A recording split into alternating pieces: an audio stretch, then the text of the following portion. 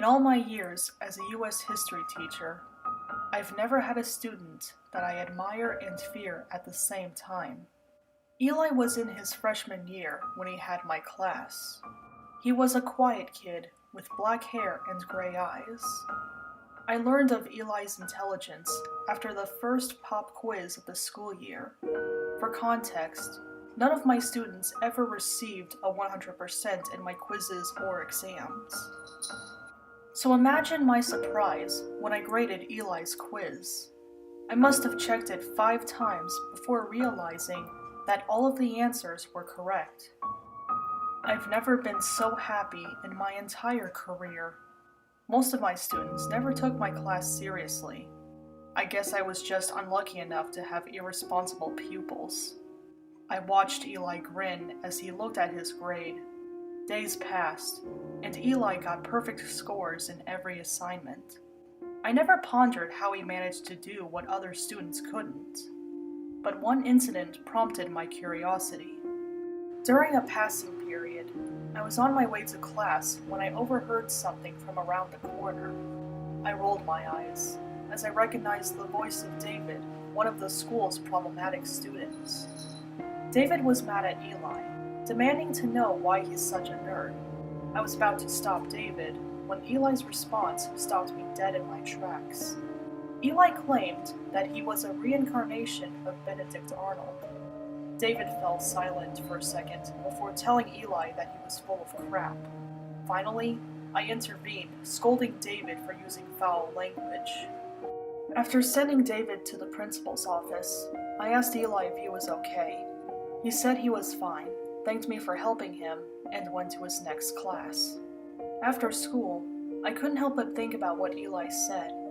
I've heard stories of smart kids saying something to screw with their bullies, but this was the most random one of all. History was never David's strong suit. Even if he did believe in reincarnation, I doubt he'd know who Eli was referring to. For those who don't know, Benedict Arnold was a major general from the Continental Army. During the American Revolution, he betrayed the colonies by joining the British. My class took an exam on the American Revolution the day David confronted Eli. I figured that inspired Eli's clapback about being a reincarnation of Benedict. As the school year continued, I noticed something about Eli's behavior. He became more reserved and didn't participate unless I asked him to. I also saw a look of resentment on his face. My initial thought was that David was bothering Eli again. So one day, I decided to talk to Eli after class. Eli explained that he'd just been dealing with some personal stuff and that David hadn't approached him in a while. As a teacher, I know a thing or two about students with complicated home lives. I've had a handful of students open up to me about quarrels with their parents, amongst other things. Of course, that only happened when the students felt ready to talk to me. Eli, however, did not. It wasn't until I was getting ready for my next class that something occurred to me.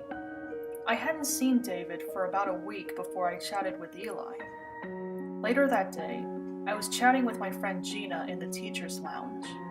She taught an algebra class that Eli was taking the same year. It turned out that the kid was excelling in all of his classes. While singing Eli's praises, I told Gina that I suspected David was picking on him again. Gina gave me a weird look as soon as I said his name. She asked me if I heard about what happened to David. Confused, I said no. At the time, I thought that David got suspended for bullying Eli, but what Gina said concerned me. She said that David was reported missing a week ago. David was last seen riding his bike home after school the day before he went missing. However, he never made it back to his house. It took about 15 minutes for David to get home by bike. That's about 2 hours before his parents came home. When they came home that day, David was nowhere in the house. At first, David's parents thought that he was visiting a friend. They were upset that their son went somewhere without their permission. But when he didn't answer his phone and found his bike in the garage, the couple began to worry. The first thing they did was call the parents of David's friends. To their horror, nobody knew where David could have gone. David's parents stayed home for hours, hoping that someone would find their son. They even refused to leave for work the following day. I was shocked when I heard this. I'll admit that I hadn't seen David for a while after his episode with Eli, but in my defense, I see so many students per day that it's impossible to keep track of who I have or haven't seen. And knowing David's track record, I would have assumed that he got suspended again or even expelled. Despite his obnoxious behavior, I was worried for David. Even he didn't deserve whatever happened to him. So I followed the case, hoping that he was okay. It was around this time that I realized something about Eli. The day for parent-teacher conferences was coming, and I was looking up his parents' contact information when I noticed something off. The principal told me that Eli lived with only his dad, whom the student was named after. Therefore, I had only Eli Sr.'s contact information. The father's email address was rather odd. A typical email address consists of someone's surname, first name, and a few numbers in that order. Eli Sr.'s, however, was nothing like that. Instead, the email address had the numbers 9211780. What's even weirder was that those were the exact numbers of Eli Sr.'s phone number. I notified Eli Sr. of the conference date via email after school one day. He replied a few seconds later, saying that he'd be leaving for a business trip that day. I was dumbfounded, not by what Eli Sr. wrote, but by the immediate response to my email. It was as if the email was written in advance and sent right after reading mine. I just sat there, trying to understand why Eli Sr. would do this. When I couldn't think of anything, I decided to ask Eli about it the next time I saw him.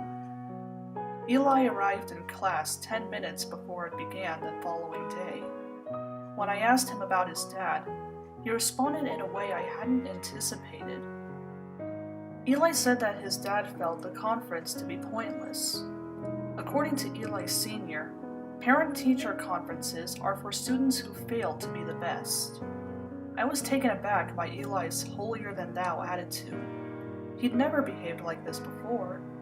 Regardless, he was right about one thing. Eli had done so well in school that there wouldn't be anything to talk about. Plus, it's not like these conferences are mandatory. The school day ended, and I was on my way out of the school when I saw a notebook lying in the hallway. I opened it and immediately recognized the handwriting as Eli's. I could also tell by the content that this was the notebook he used to take notes for my class. But there was something on the first page that made me uneasy. The notes were about the American Revolution, but the way it was written was disturbingly negative. Eli was bad-mouthing the Continental Army, calling everyone things like ingrates and weaklings. I didn't know whether to be baffled or offended. How could Eli say such things? It was then that I decided to visit Eli's house. I wasn't going to tell him off or anything. I just wanted to understand why he wrote such nasty things. I drove up to Eli's house and saw a car parked in the driveway. I figured it was his dad's. I was approaching the front door when I noticed something. Eli's house had a basement window with something red smeared on it. As I got closer, I saw that it was blood. The window was slightly open, and I could see red splotches on the frame as well. I got down on the ground and peered through the window. There was someone tied to a chair with his mouth duct-taped. My heart sank as I realized that it was David. David was wearing nothing but his boxers, and was covered in bruises and cuts. I guessed that he was unconscious because he didn't react when I said his name. I went quiet as soon as I heard the basement door open. Eli entered the basement and walked up to David. He then backhanded the captive, snapping him out of his state. Because the window was somewhat open, I was able to hear everything. "You should have stayed out of my way," Eli spoke in a dark tone. "But look on the bright side. At least you'll get to experience the Second American Revolution." David noticed me while Eli was talking to him. This got Eli's attention, and he looked in the same direction. When he turned to face me, I saw the knife in his hand. Eli then went up the stairs, and I booked it to my car before speeding off. I went over the speed limit without realizing it and was pulled over by an officer. I told him what I'd witnessed and gave him Eli's address. When the police arrived at Eli's house, they found David alive, but that wasn't all. A man's corpse was found in the master bedroom's closet, later identified as Eli Sr. He was stabbed in the lung with an unidentifiable blade before being dragged into the closet. The car was missing from the driveway, plus most of Eli's belongings. It was apparent that Eli fled the scene before the police could catch him. David was taken to the hospital, and the police started looking for Eli. Eli was tall for his age, so nobody would think he was too young to drive by himself. I cursed myself for not getting the license plate number. It turned out that Eli Sr. was killed after the first week of the school year. This meant that Eli was the one trying to evade parent-teacher conferences. I was taken in for questioning while David recovered in the hospital. With our combined testimonies, I was able to get an idea of Eli's story. On the day David went missing, he cornered Eli during a passing period. Like a typical bully, David ordered Eli to do his homework. Eli agreed and promised to have it done by 6 o'clock. David went home to play video games before leaving for Eli's house. Since their houses were pretty close, he decided to walk there. When Eli invited David into his house, he knocked the bully out before bringing him to the basement. David woke up later with a gash in his head. He tried to escape through the window when Eli caught him and knocked him unconscious again. This time, Eli tied him up. He tortured David while revealing his story. Eli felt that the Continental Army didn't give him the prestige he deserved when he was Benedict Arnold. Fed up with the insolence of his fellow soldiers, Benedict became a turncoat. But of course, he failed. On his deathbed, Benedict vowed to take revenge on the country that had forsaken him. When Benedict came back as Eli, he started plotting his revenge. For years, Eli hid his schemes from his dad, but then Eli Sr. discovered the truth and died at the hands of his son. The police soon found that the email address I tried to contact Eli Sr. with was Eli's. However, there was one thing about this that I couldn't understand. What did Eli mean when he told David that he'd get to experience the American Revolution? David never learned anything of Eli's plan or what he meant either. It's been several months and the police still haven't found Eli. I keep a bat under my bed in case that lunatic comes after me next. I'm still not entirely convinced that Eli was a reincarnation of Benedict Arnold. It could explain how he knew the American Revolution so well, but on the other hand, he could have just been that good a student. I often wonder what Eli's American Revolution would be. Whatever it is, I doubt that any good would come out of it.